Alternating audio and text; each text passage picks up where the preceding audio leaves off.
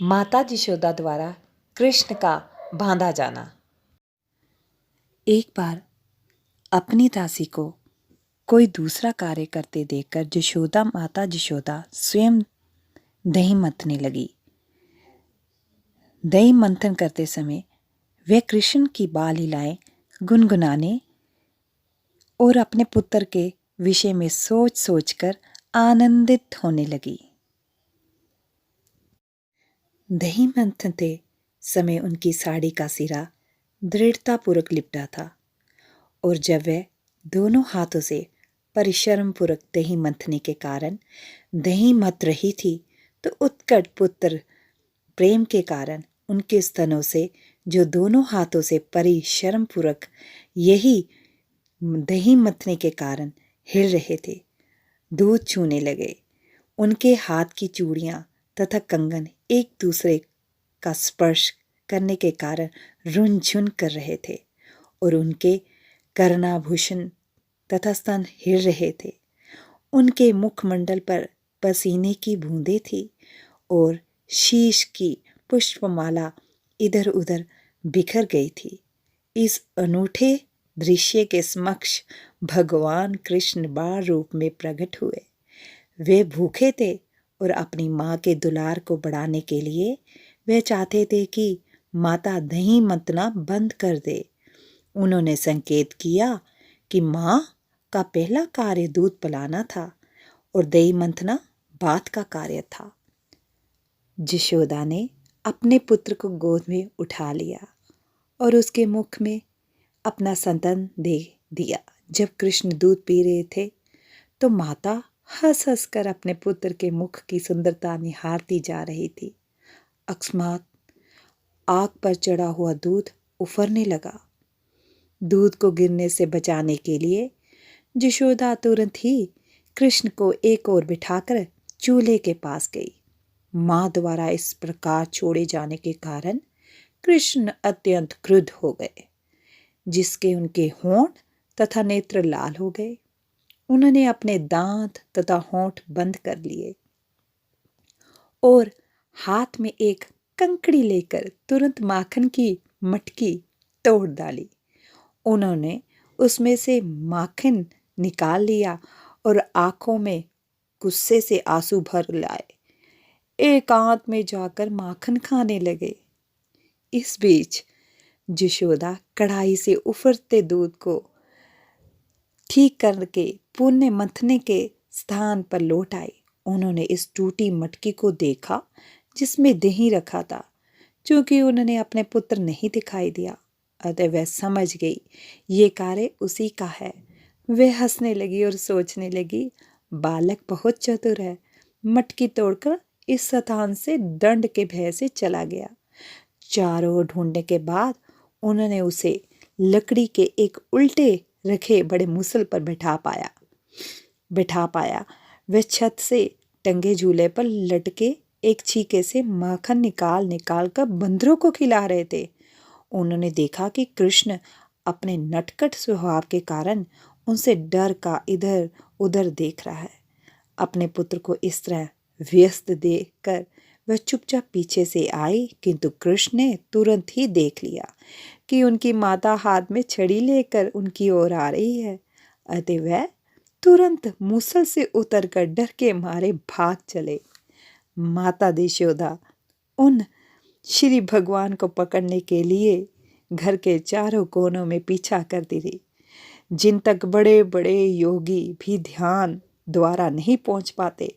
दूसरे शब्दों में योगियों तथा चिंतकों द्वारा पकड़ में ना आने वाले भगवान श्री कृष्ण यशोदा माता जैसी महान भक्त के साथ एक शिशु की भांति खिलवाड़ कर रहे थे। किंतु माता यशोदा अपनी पतली कमर तथा भारी शरीर के कारण तेज दौड़ने वाले बालक को सरलता से ना पकड़ पाई। फिर भी वह यथासंभव तेजी से उसका पीछा करने लगी। उनकी केश राशि शिथिल पड़ गई और केश पर लगा फूल पृथ्वी पर गिर पड़ा। यद्यपि वह थक गई थी, किंतु जिस तिस भांति वह नटखट बालक तक पहुंच ही गई। उन्होंने उसे पकड़ लिया। जब कृष्ण पकड़ गए तो वह रोने लगे। वे अपनी आंखों में हाथ से मलने लगे। उनकी जो काली काजल थी लगा हुआ था बालक के मुंह पर फैल गया और उनका माता ने मुख देखा उनका तो भय के कारण आंखें बेचैन हो उठी। माता यशोदा ये समझ रही थी कि कृष्ण वृथा को डरा रहे हैं और वह इसका लाभ उठाते हुए उनसे डरने का नाटक करने लगी। अपने पुत्र की सर्वाधिक हितैषिणी माता यशोदा सोचने लगी, यदि ये बालक मुझसे अत्यधिक डर गया तो उसे कहीं कुछ हो ना जाए। तब यशोदा ने छड़ी फेंक दी। उसे दंड देने के लिए उन्होंने रस्सी से उनके दोनों हाथ बांधने की ठानी। वे नहीं जान पाई कि श्री भगवान को बांध पाना उनके लिए असंभव है। माता सोच रही थी कि कृष्ण छोटा सा शिशु है। वे ये नहीं जान पाई कि ये बालक अनंत है, जिसका ना तो अभ्यंतर है, ना बारह है, ना आदि है, ना अनंत है। वह असीम तथा सर्वव्यापी है। निसंदेह वही ये संपूर्ण दृश्य जगत है।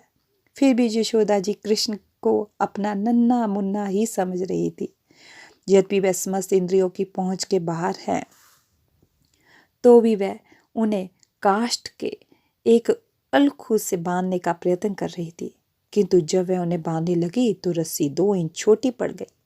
उन्होंने फिर से रस्सी एकत्र की, उसमें जोड़ा, किंतु तब भी रस्सी उतनी ही छोटी पड़ गई। इस प्रकार उन्होंने घर की सारी रस्सियां जोड़ डाली, किंतु जब अंतिम गांठ लगाई तब भी वह 2 इंच छोटी निकली।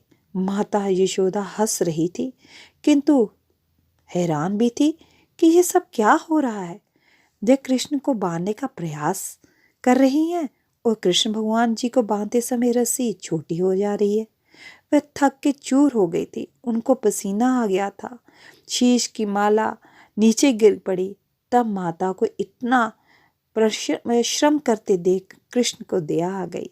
वह रस्सी द्वारा बांधे गए और राजी हो गए। कृष्ण माता यशोदा के घर में एक मानवीय बालक की भांति अपनी चुनी हुई लीलाएं कर रहे थे। निसंदेह श्री भगवान को अपने वश में कौन कर सकता है। शुद्ध भक्त भगवान के चरण कमलों पर स्वयं को अर्पित कर देता है, चाहे वह उनकी रक्षा करे या उसे मिटा दे, किंतु भक्त अपने शरणागत भक्त को कभी नहीं भूलता। इस प्रकार भगवान भी अपने भक्त की रक्षा करने में दिव्य प्रसन्नता का अनुभव करते हैं। इसका प्रत्यक्ष उदाहरण कृष्ण द्वारा माता यशोदा के प्रति संपन्न है। कृष्ण अपने भक्तों के लिए सभी प्रकार की मुक्ति के दाता हैं, किंतु उन्होंने यशोदा को जो वरदान दिया उसका अनुभव ब्रह्मा जी, शिव जी या लक्ष्मी देवी को कभी नहीं हो पाया। श्री भगवान जो नंद महाराज तथा यशोदा के पुत्र के रूप में विख्यात हैं, योगियों तथा चिंतकों तक के लिए भी कभी पूर्ण रूपेण ज्ञेय नहीं है, किंतु भक्तों के लिए सहज सुलभ है। ना ही वह योगियों तथा चिंतकों द्वारा समस्त आनंद के परम आगार के रूप में जाने जाते हैं। अपने पुत्र को बांध देने के बाद यशोदा गृह कार्य में लग गई। उस समय उलक में बंधे हुए कृष्ण ने अपने समक्ष वृक्षों की एक जोड़ी यमल देखी। उन्होंने अर्जुन वृक्ष कहा जाता है। अतः परम आनंद कंद भगवान श्री कृष्ण ने अपने मन में विचार किया, पहले मेरी माता ने मुझे पीने को पर्याप्त दूध नहीं दिया था, जिससे मैंने दही की मटकी तोड़ दी थी और सारा मक्खन बंदरों को बांट दिया था। अब उन्होंने मुझे काष्ठ के उलक में बांध दिया है, अतः मुझे पहले से अधिक शैतानी का कार्य करना चाहिए। और उन्होंने अत्यंत ऊंचे अर्जुन वृक्ष की जोड़ी को धराशायी करने का विचार किया। अर्जुन वृक्ष की इस जोड़ी के पीछे एक इतिहास है। अपने पूर्व जन्म में ये वृक्ष कुबेर के पुत्र रूप में मानव शरीर धारण करके उत्पन्न हुए थे और उनके नाम नलकुवर तथा मणिग्रीव थे। सौभाग्यवश इन पर भगवान की दृष्टि पड़ी। अपने पूर्व जन्म में इन्हें नारद ऋषि ने शाप दिया था, क्योंकि ये मद में चूर होकर अपना कर्तव्य भूल गए थे।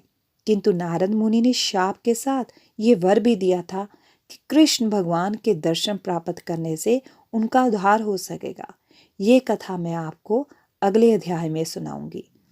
राधे राधे। श्री राधे राधे। अगर आपको वीडियो पसंद आए तो प्लीज़ लाइक जरूर करें और कमेंट में राधे राधे जरूर लिखें और सब्सक्राइब करें। नोटिफिकेशन की बेल दबाना ना भूलें। राधे राधे।